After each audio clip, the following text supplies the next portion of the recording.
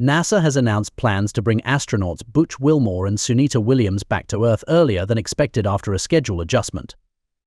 The two astronauts, who launched on Boeing's Starliner for its first crewed test flight, have remained aboard the International Space Station ISS for months longer than initially planned due to technical issues with the spacecraft.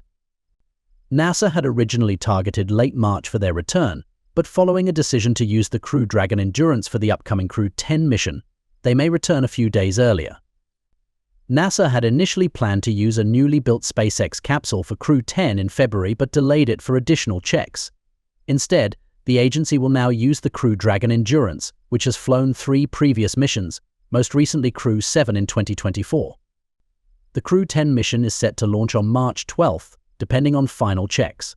It needs to reach the International Space Station first before Wilmore and Williams, who are part of Crew 9, can finish their mission and return home.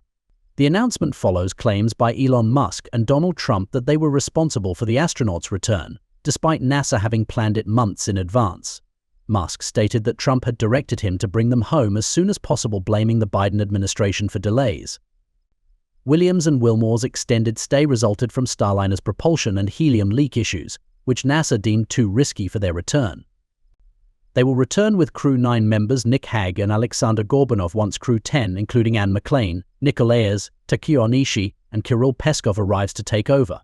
Bureau Report, NewsX.